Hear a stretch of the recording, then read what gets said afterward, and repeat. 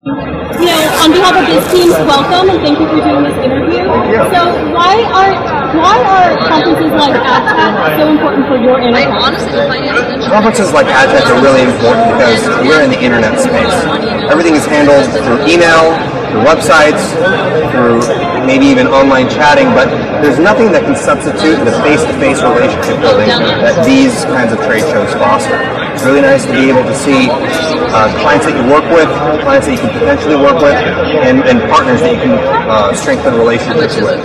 And in the course of one conversation, that could be equivalent to 1,000 emails.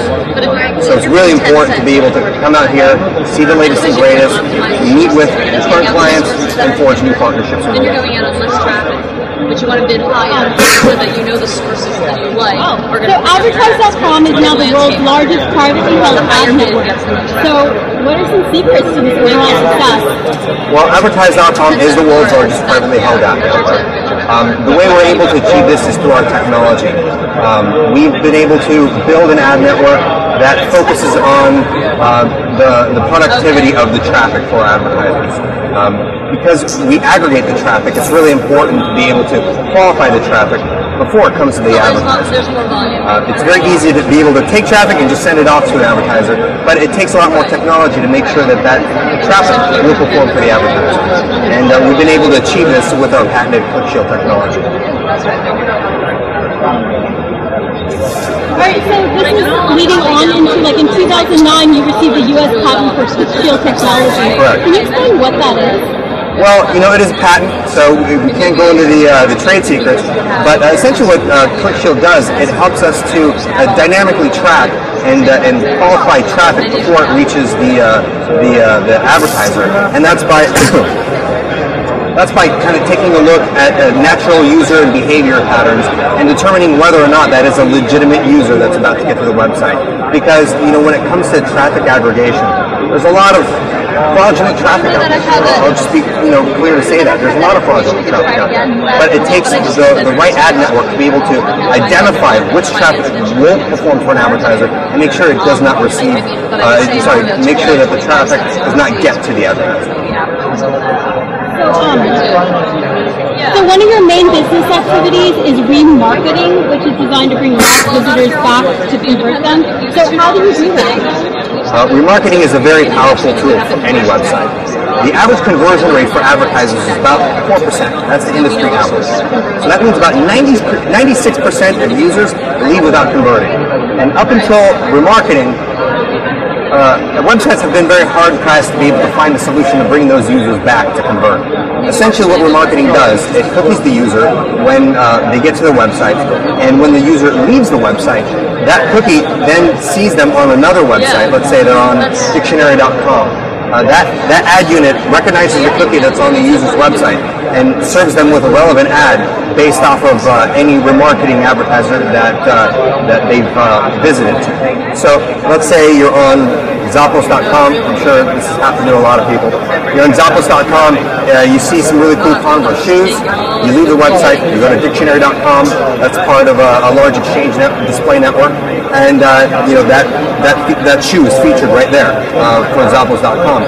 The user sees that shoe, they're reminded of that sale, they see maybe like a 10% off for shipping, and then they're brought back via that banner ad to convert. So it's a very robust tool that's working very well for advertisers, and it just makes sense. Now I see why those things appear on my Facebook. There you go. It's not as freaky as you think. Yeah. Right.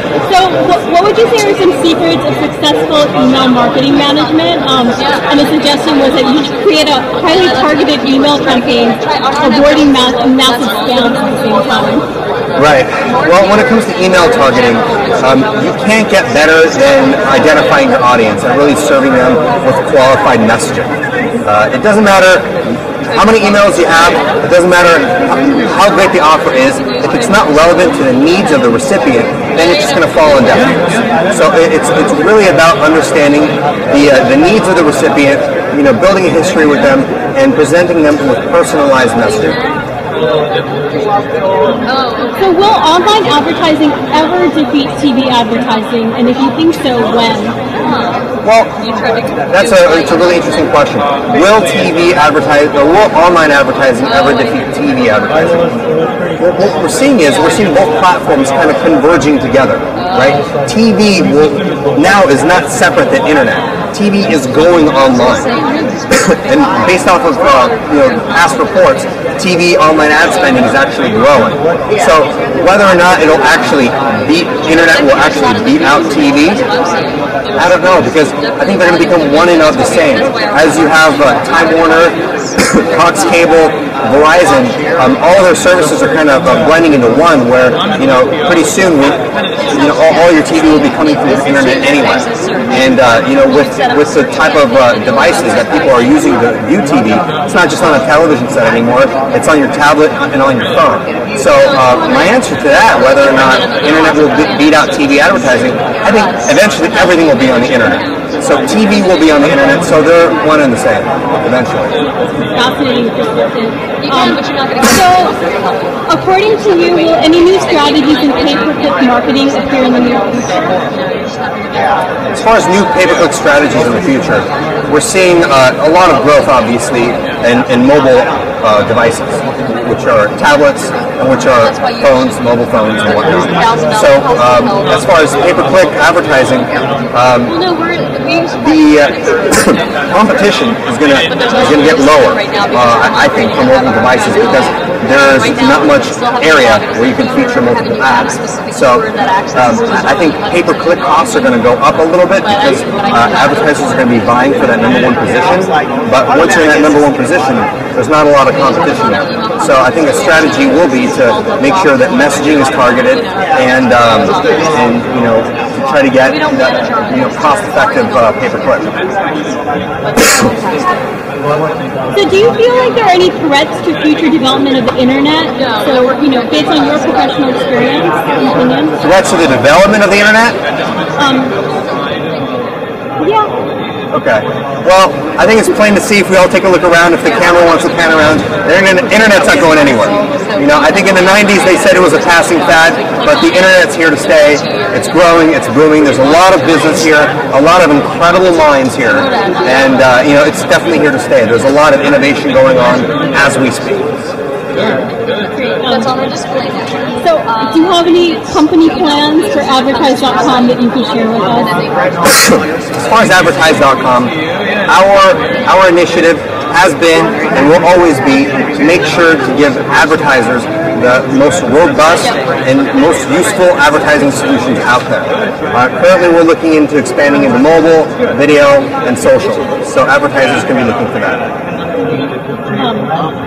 So thanks so much for talking with us. So please look for the interview on BizzTeams.com, and it was really fascinating. Thank you very much. Thanks so much for having me.